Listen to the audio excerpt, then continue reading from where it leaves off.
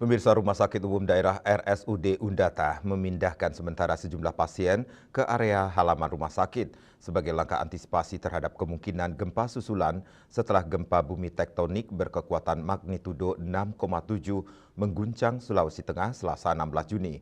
Wakil Direktur Pelayanan RSUD Undata Dr. Franklin Sinanu mengatakan upaya itu diambil untuk menjamin keselamatan pasien, keluarga pasien, serta petugas medis di tengah masih terjadinya aktivitas gempa susulan.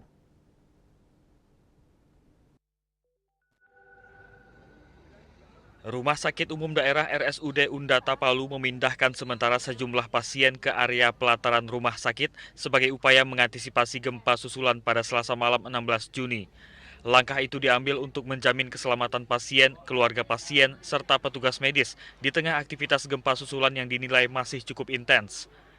Sebelumnya sekitar 2 jam setelah gempa berkekuatan magnitudo 6,7 terjadi pada pukul 11.27 WITA, pihak rumah sakit telah melakukan pengecekan kondisi gedung dan tidak menemukan kerusakan yang parah pada 2 kamar.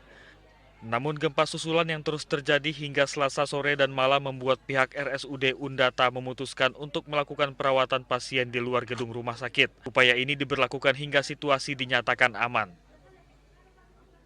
Siang tadi sempat kami mulai memindahkan pasien kembali masuk ke ruangan. Tapi sore ini sudah 2 kali gempa susulan, jadi kami melakukan tindakan antisipasi dan kebetulan tenda-tenda juga sudah ada. Jadi kita memindahkan pasien-pasien yang menurut kami di ruangan yang agak sulit bila nanti terjadi gempa. Contohnya misalnya di gedung yang kita di belakang ini ada gedung 4 lantai, pasien di lantai 4, lantai 3 akan kesulitan bila terjadi gempa yang lebih kuat lagi ataupun gempa yang kuat. Franklin menyebutkan bahwa total pasien yang saat ini dirawat sementara di luar gedung sebanyak 44 pasien.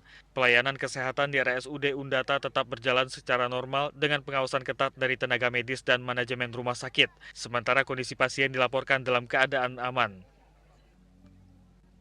Dari Palu, Sulawesi Tengah, Muhammad Isfaldi, Kantor Berita Antara mewartakan.